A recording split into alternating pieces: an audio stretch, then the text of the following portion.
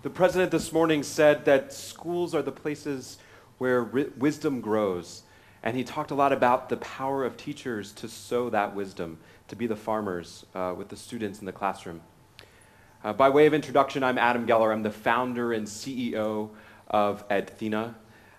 But I come to you as a former classroom teacher. Being a classroom teacher can be extremely isolating. You want to do the best for your students, but there you are in your classroom all alone.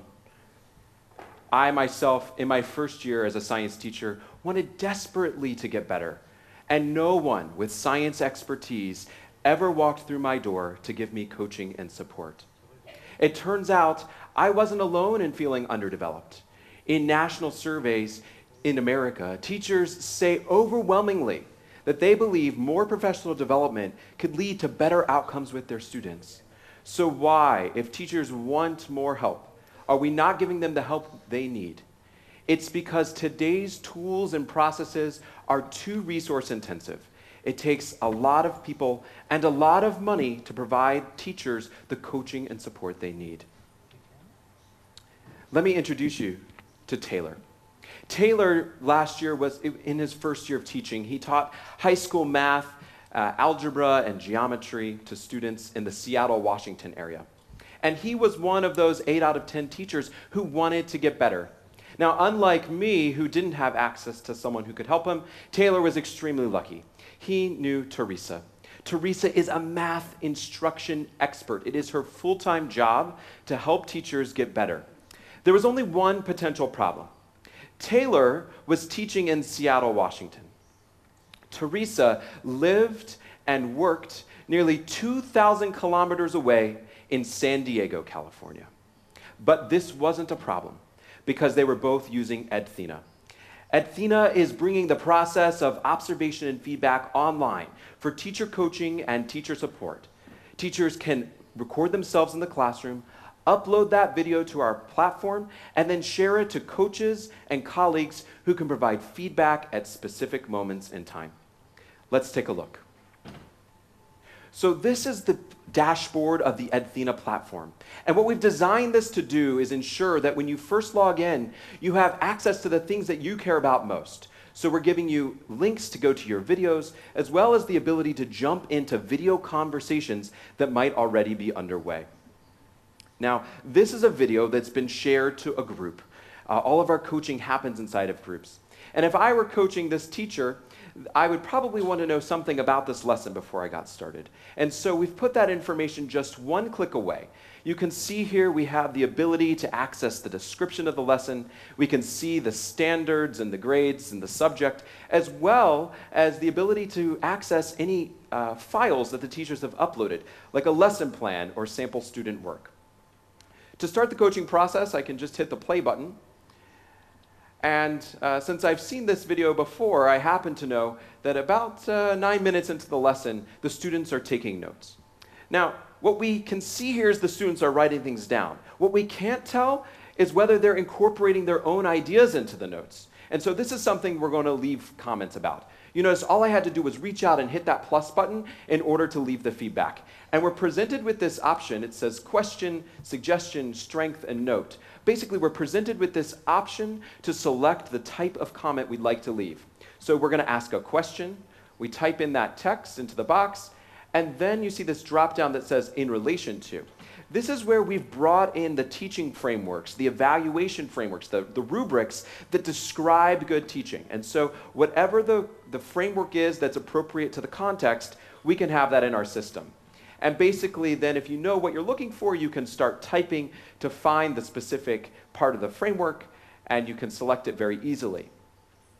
And with the click of a button, the comment is inserted into the timeline and pops up down below. Now this is very important because as a coach, you know immediately that you're having impact, that the technology is working for you. We want to make sure that everyone feels comfortable using our technology. So let's see this process again. We can jump forward in the video. At around 22 minutes, the teacher does something very great. She starts to compare this math concept to sports, right? So comparing it to the real world. So let's let her know that. So reaching out, touching that plus button, this is a strength of her teaching. We'll leave the comment. We'll tag it again to the framework or the standard. And just as before, click the submit button, and the changes are seen instantly in the screen. Now, what's great about video technology is that it starts to remove the traditional barriers of time and geography that could prevent a coach from getting to this classroom. But what's cool is that we can actually start to make it possible for multiple people to provide feedback to this teacher. So while this video coaching is going on, we actually had somebody else in another browser have the same video open, and you can see that comment was left and popped into the screen immediately without us needing to do anything different. So we're very focused on trying to make this an easy process. You see we summarize the types of comments there, but we also have this comments summary tab. And what this is aimed to do is really give you an overview glance of the conversation that's happening when you first arrive at the video. So this has been updating in real time as we've been adding comments to this video. You can see we have the standards from the framework, as well as the people who are leaving comments on this video, making it very clear the people that are involved in this conversation. So we can go back to the slides. Thank you. So as you start to think about the impact that video coaching can have, think about the story I told of a teacher and a coach 2,000 kilometers away, and how you could start to use video to help teachers in Israel, whether you're talking about connecting teachers in one community like Tel Aviv, or creating a community of collaboration across the country, a high school teacher in the Golan suddenly watching and observing a teacher in Eilat. This is possible with our technology. Now, in what we do, we've been very focused on trying to make this process very easy for the teachers. And this comes out of extensive testing with large organizations that we work with in the United States.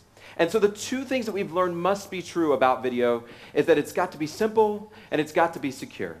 So what do I mean by simple? Sure, the design has to be simple. And hopefully the design of our interface reflects a technology that doesn't require a lot of training and that would be easy for anyone of any technical ability to be working with. But it also means that we're using video online, which itself is a very complicated process. And we've had to figure out, how do you make it as easy to get a 1-minute video online as it is to get a 45-minute video online? And so we've actually simplified that process for any teacher into just drag and drop. The second is that teachers want to feel secure. Yes, they want to feel secure that if they put a video on our platform, it's not going to be taken off and shown on YouTube. But they also want to feel secure asking for help. Edthena is a safe place to ask for help. And it's why our platform is not used directly for purposes of high-stakes evaluation.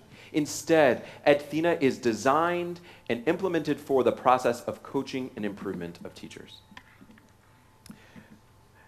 I started today talking about Taylor, and I want to end with him, because ultimately this is about the teachers. And all this technology is exciting and great, but what matters most is what Taylor would say if you went and asked him what he thinks about Edthena. And when we went and asked him, he said Edthena was critical to his development in his first year as a teacher and to his success that he had with his students. Edthena, we're bringing observation and feedback online for teacher coaching and teacher improvement so that we can connect teachers to excellent coaching anytime, anywhere.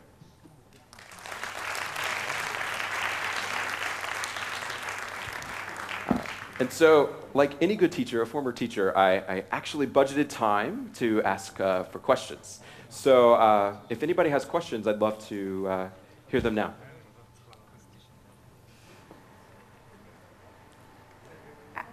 There's a question over there. Oh, yeah. Is it limited to English? Yes. So right now we are focused on English. It's not that our platform couldn't be internationalized. It's just as a startup we have to focus. So right now just in English. There's a question up there. Okay. Sorry, can you say louder? What is our business model? Great question. A very Israeli typical question, That's a good question. I I actually was asked the same question by the president this morning. Yes, so we sell our software in a software as a service model.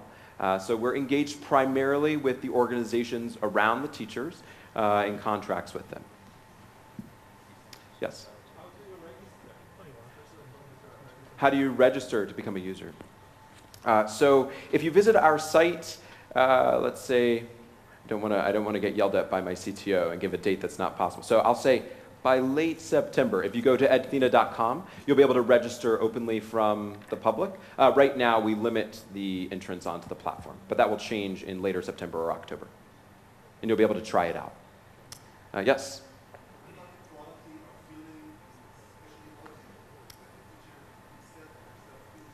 Perfect question. Yeah, the question is about the quality of the video and the audio. So first let me talk about what you can use to capture the video. So something that's been very important to the development of our technology is realizing that we have to be able to work with any digital video source, or I should say modern digital video source. So that means you can capture video with an iPhone or an Android phone or a flip camera or a document camera or the $99 camera that you bought last year. It doesn't matter.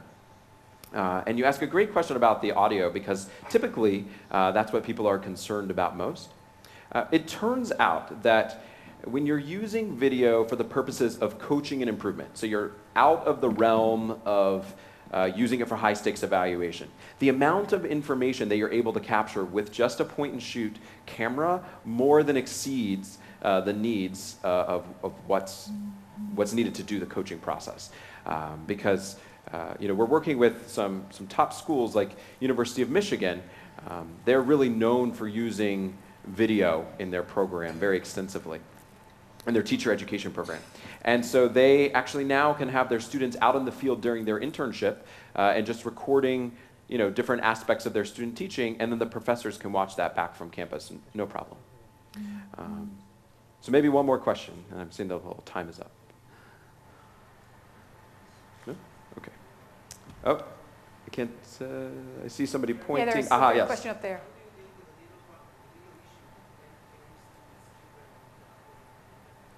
The question is about the legal issues around filming students. So the issues around the legality of filming students are different by locality. Usually the issue here is around public broadcast of students. So I feel like that would be a true statement whether we're talking about the United States or Israel. So this is not necessarily considered a public display of student information because you're working inside of a closed community, inside of a password-protected platform. That being said, we don't take an official stance on that, and we definitely encourage each of our partner organizations to ensure that they have the appropriate permissions in place.